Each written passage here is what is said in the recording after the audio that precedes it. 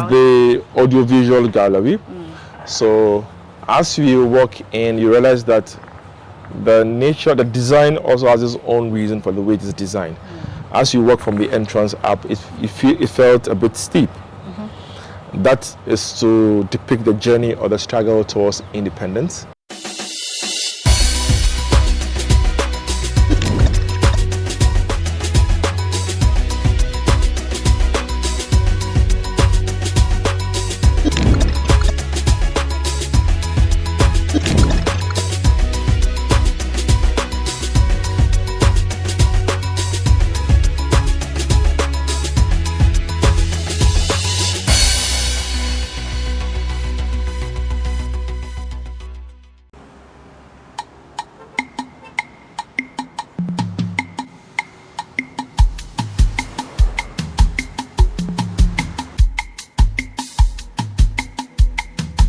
It is that time of the month again. Yes, it is March. And of course, in March, we are going to talk about Ghana's culture and heritage. Today, I am currently at the Kwame Nkrumah Memorial Park and Mausoleum, and I am coming with you so we learn more about Ghana's first president, Osagyefo Dr. Kwame Nkrumah. And I have a special tour guide who will be the director of this Memorial Park and Mausoleum. He is in the person of Edward Kwao. Come with me as we explore this facility.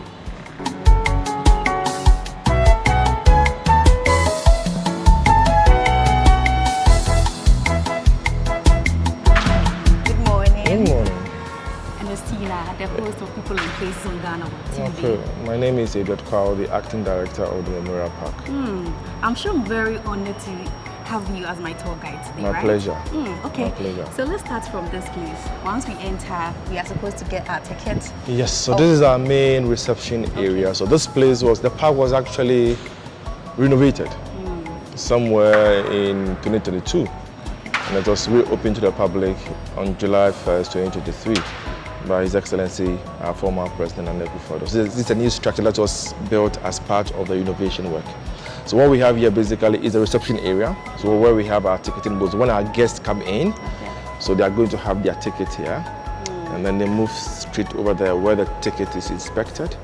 Then they'll have a guide assigned to them who will take them on the tour of the facility. Okay, so before we delve deeper, this is a vintage vehicle. Oh, yes. You need to give us like some details before we move straight into the Okay, park. so what we see here is an American car called Cadillac.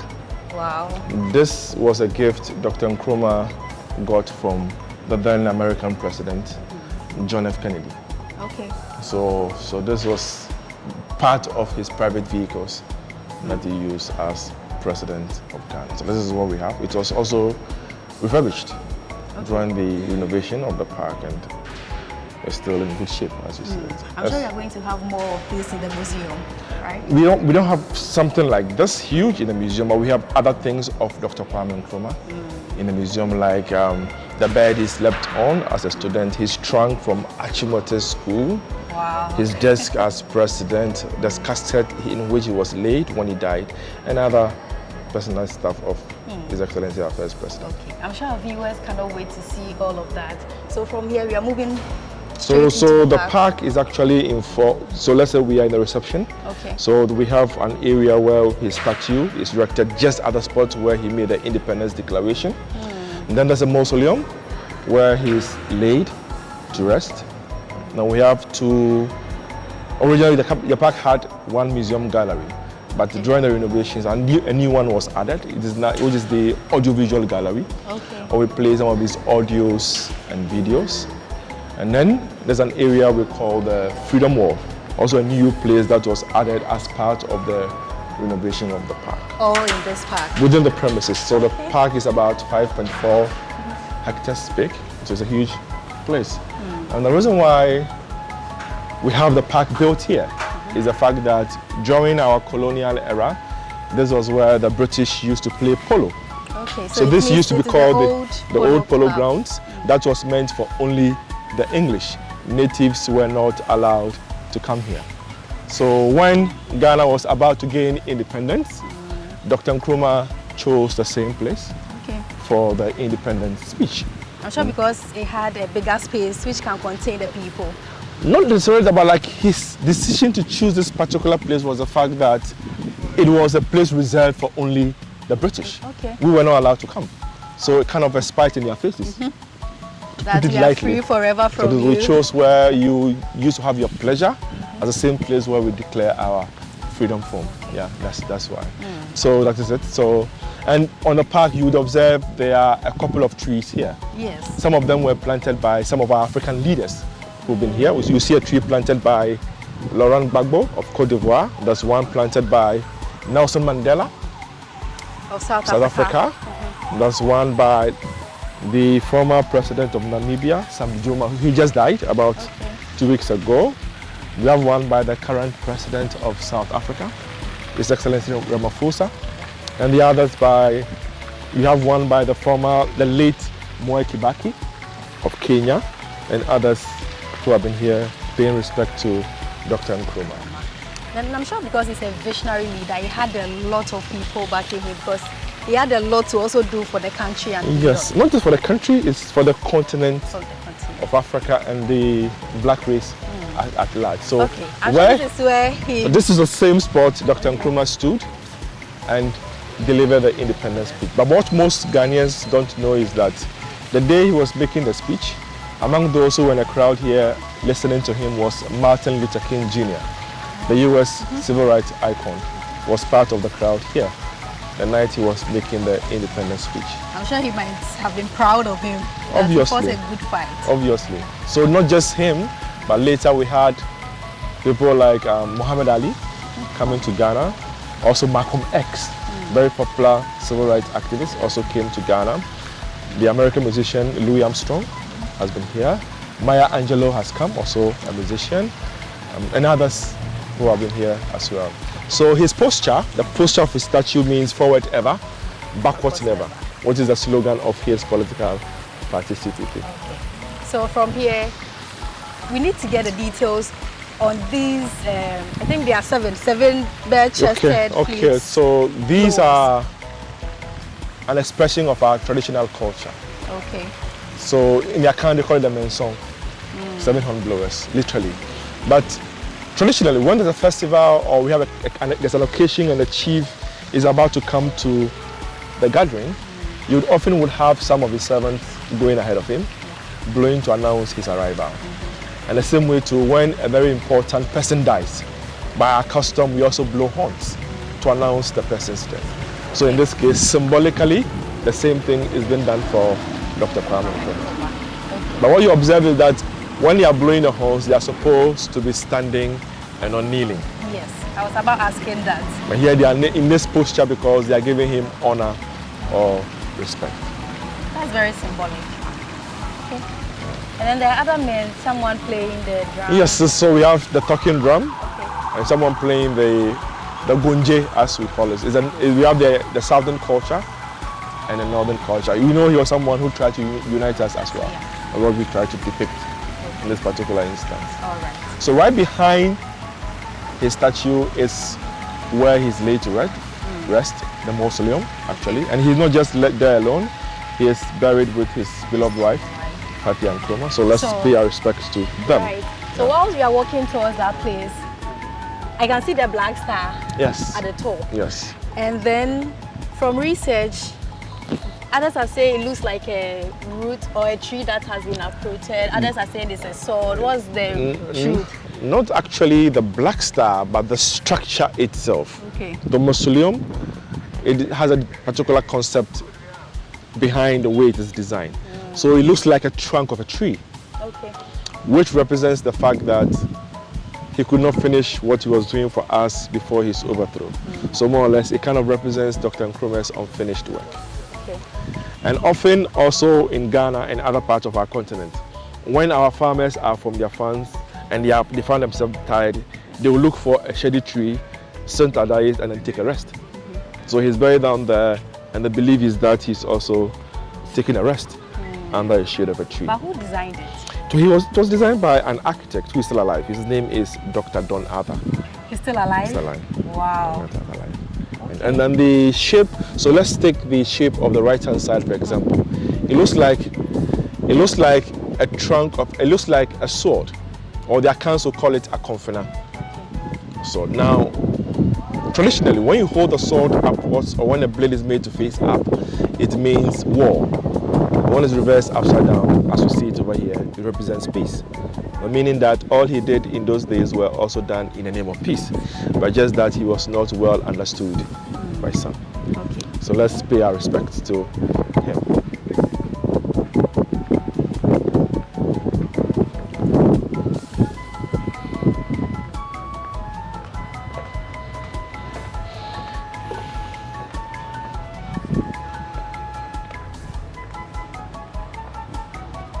We have marbles. Yeah, so this is actually made of Italian marbles, and the park was built during the era of our then head of state, the late Jerry John Rawlings.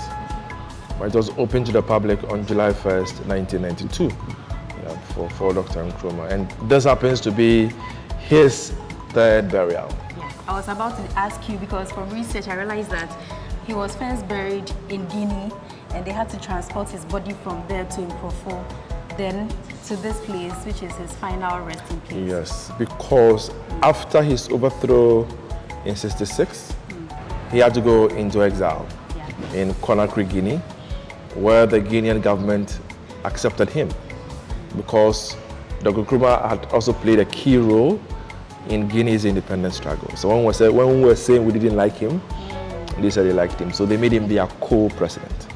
So that's why he stayed till he fell sick. They took him to Romania for proper medical care, but unfortunately he passed on in '72 at the age of 63. So he got a state funeral and burial in Guinea as co-president. But then, not long after he died, but he died leaving his mother. His mother was alive when he died, and he was the mother's also the only child to the mother. So not long after he died, the request came from the mom to the Guinean government asking that she wished to have the son's remains back home.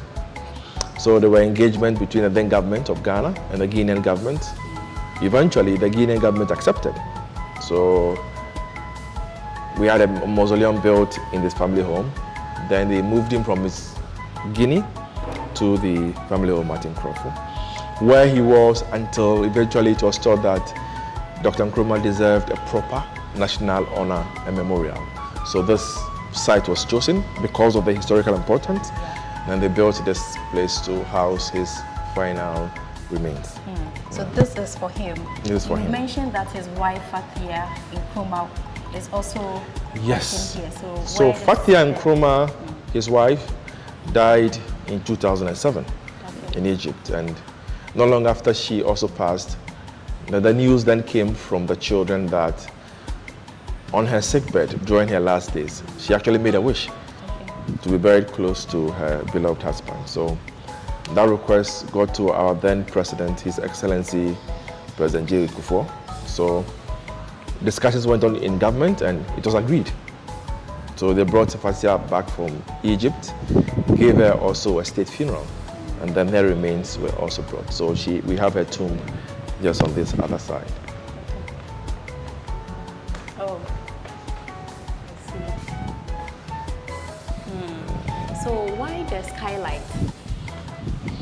Just to keep the place, of course, we must have something showing that even though he's dead, his impact still shines out and affects everybody. So that's why we still have the light. And also the unique thing about the structure and the design of this place, the fact that no matter how hot the weather is, this place is always cool.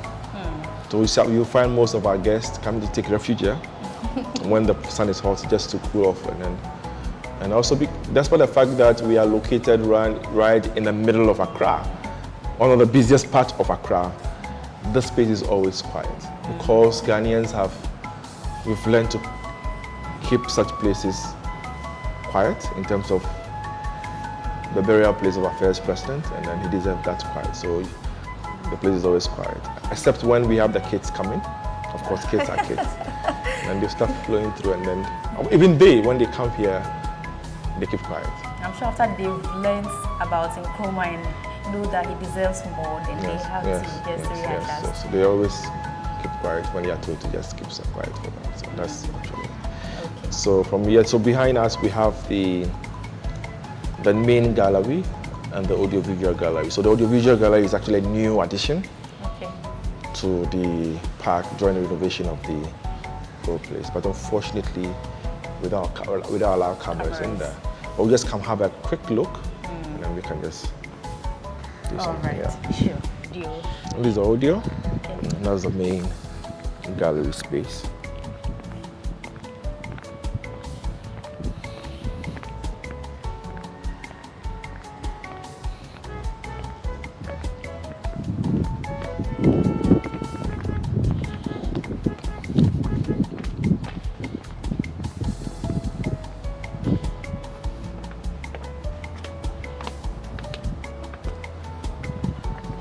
So before we get in there, why is Nkrumah's head detached from his body? So what we see here is one of Dr. Nkrumah's statues that was made after independence. So originally the statue was a full piece statue. Everything was intact, just like we saw the other one there. But this was originally erected in front of our old Parliament House, just across the street here. But then during his overthrow, the coup, in the midst of the chaos, and like it happens elsewhere, things get destroyed. So the statue was unfortunately attacked by some Ghanaians. Then we lost some of the parts in the process. Including the ear that has been chopped off. Yeah, even this, what we see here, the head, originally after the coup and the distractions, got missing. It was only 2009 that someone returned it. It was returned by an old lady who we were told was one of his supporters. So, and then how she managed to get it is still a mystery to us. But then she was able to keep it safe for all these years, and then eventually donated it to the Information Service of Ghana, and they also in turn brought it to us for us to display. And it's been kept separate so that we learn about what happened, and also in a way to say never again should you allow such things to happen to us. Okay. Yeah. All right. Yeah. So the conversation is getting interesting, and as you can see there, they've boldly written that no pictures, no videos in the museum. So I am going in there because I have the privilege, and until you come here to also experience, then you also get the full details of what is in there. But then I am going in there, I'll come back and give you the gist. This is People and Places on Ghanaweb TV.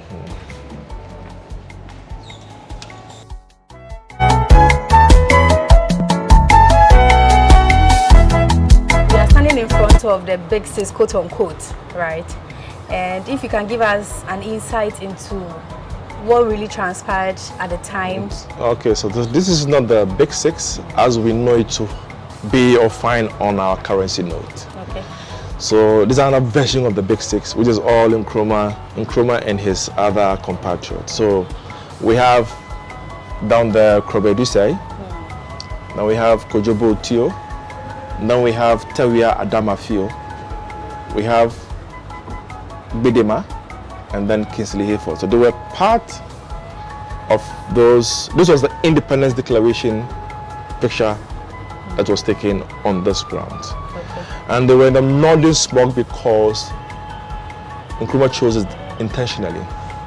Prior, before independence, the northern smog, the smog was not seen to be like for the downtrodden and other people to use, but he chose the particular smog more or less to give value to it and to appreciate everybody. He wore the kente, he wrapped the kente, he wore the smog just to give more light and throw more light onto it. And that also in a way helped for us to promote and appreciate and wear more of our smogs. So it means that even Nkrumah started the Wear Ghana, yes. See Ghana, yes. Say. Yes. Okay. Because he also talked about the fact that we should have our own personality and identity in every form or shape. So our clothing must show, our food must show. Mm-hmm. And everything that we do should depict us as who we are, as Ghanaians and as Africans as well. Yeah. Okay, but let's just a sneak peek of what you experienced in there. We could hear Nkrumah's voice playing. So as I said, it's the audiovisual gallery. So as you walk in, you realize that the design also has its own reason for the way it is designed. As you walk from the entrance up, it felt a bit steep. That is to depict the journey or the struggle towards independence. So it was not easy for him and others. And then when we get just on top of this level field in the tunnel, it looks level. That is what we depict as the independence stage when we go to independence. So just right over there, you hear one of his independence speech being delivered and being played there for the kids. And as you descend also, it shows how far we've come as a country after independence. Now we play some of his audios. Most of us, or most of our kids especially, don't know how Nkrumah used to sound like. So we play it, and also for them to be able to appreciate who he was. And one unique thing is that even though Nkrumah had spent about 12 years abroad, what he never lost was his accent, as a typical Ghanaian would speak. So he just had his accent with him. He lived in the US for 10 years, 2 years in England, but he did not speak like some of us are doing. Oh, you know the lafa. People be like, hey, as soon as they arrived now, the tone, the language, everything has changed. He kept his identity as who he was, and then that also endeared him to people. Yeah. Okay, so where do we go from here? So then we go to the main gallery. Okay.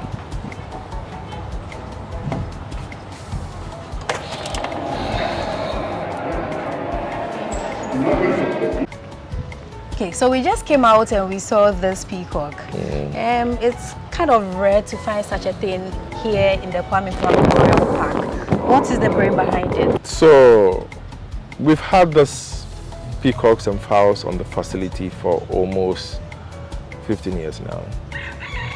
This is my first time seeing it too. They've been here for all these years. Okay. Yes. Now, Dr. Nkrumah, besides everything, was also a lover of animals. And for most Ghanaians, we didn't know, but our first national zoo used to be at the Flagstaff House. Wow. Yes, which was his private collection. He loved animals, and that was later made public, especially to kids. So he was a lover of animals. What kind of animals was he? So it was a zoo, so everything. Okay, everything. The crocodiles, the lions, and the peacocks, and all other animals were there. So that we also appreciate nature. We just to depict that aspect of him. These are more friendlier to have than to have the crocodiles and the rest here. So that's why we brought the peacocks here. And they are also, besides giving people, the kids especially, entertainment when they spread their feathers, they are also security animals. Some don't know about that. In that, when they see strangers around, they make noise. So if we are inside, like when I am inside the office and I hear them making noise, most often than not, when I step out, there's a stranger, there's somebody around. So they are also there to also provide some, in a way, some security to us. Okay. Yes, yeah, in terms of who is coming, who is around and who is not around, yeah. Okay, so where next?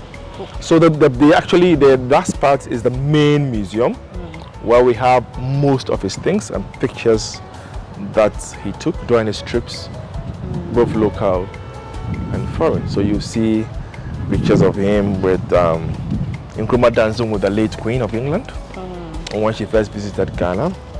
A picture of him with then His Imperial Majesty Haile Selassie of Ethiopia, someone like Patrice Lumumba of Congo, Jamal Abdul Nasser of Egypt, Sekou Touré of Guinea, Modibo Keita of Mali, William Tubman of Liberia, here with Chairman Mao of China, and other prominent figures he met and interacted with. Okay. In terms of personal effect, we have like the bed he slept on as a student and other personal stuff.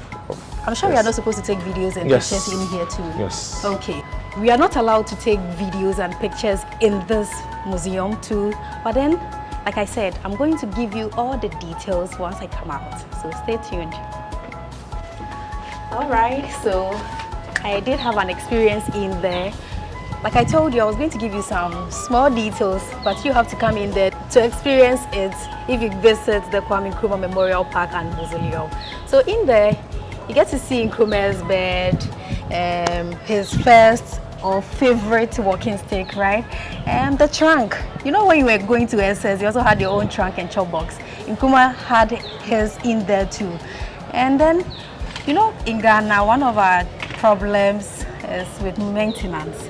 So how do we maintain this place to ensure that it is still in good shape for people to also experience it? So since the whole museum was curated for us by the National Museums and Monuments Board, they have conservationists and the rest who came to curate the place for us. So since the renovation, periodically, they come to check the status of the things, and those that need attention get attention. So as and when they come around and they examine, we follow their recommendations. So far, so good. Yeah. So one striking thing I realized was with his coffin, which was metallic. One may ask, why metal instead of wood?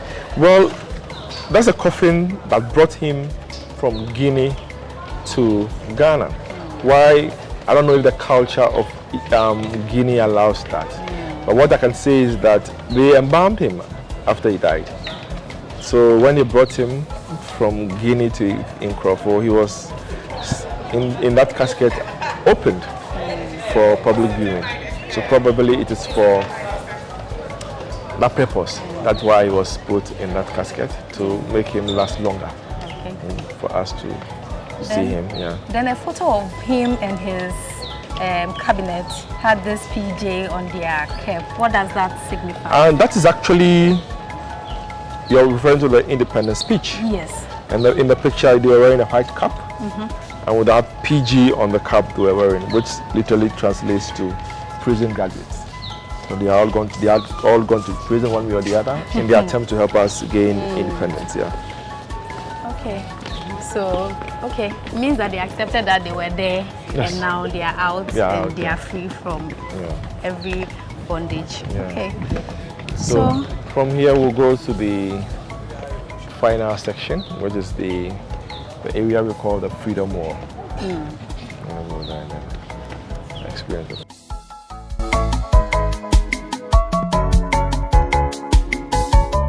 Okay, so as you can see, my special tour guide for the day, Mr. Edward Kwao, and I are walking majestically, yes, to, what's the name again? The Freedom Wall. Freedom Wall.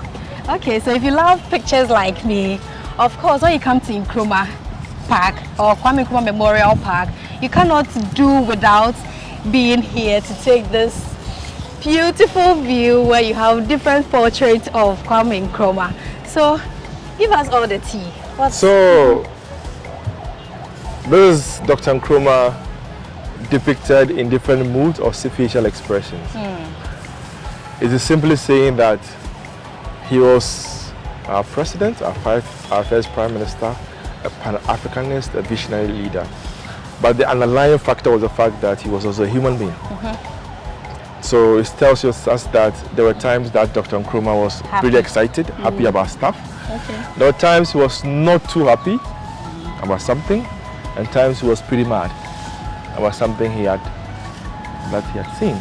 Then on the other side, we have one of his most famous quotes that says, "I am not African because I was born in Africa, but because Africa was born in me."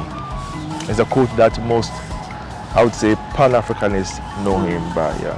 So this brings us to an end of today's edition of People and Places on Ghanaweb TV with me, Ernestina Sewa Asante. And of course, let me borrow the words of a surgical Dr. Kwame Nkrumah, who says that I am not an African because I was born in Africa, but because Africa was born in me. Once again, my name is Ernestina Sewa Asante, and my guest was the director of the Kwame Nkrumah Memorial Park and Mausoleum, Edward Kwao. And I have with me on the field Gifty, who is my able producer, and Sandra Obribia Saba, who is the camera person. Remember to visit this place. You need to know your history. You know that Dr. Kwame Nkrumah was our first president. So you need to be here, experience this amazing view and learn all about the history of Ghana. Once again, my name is Ernestina Sewa Asante. Stay safe, be good until another episode of People and Places on Ghanaweb TV. Be good. Bye.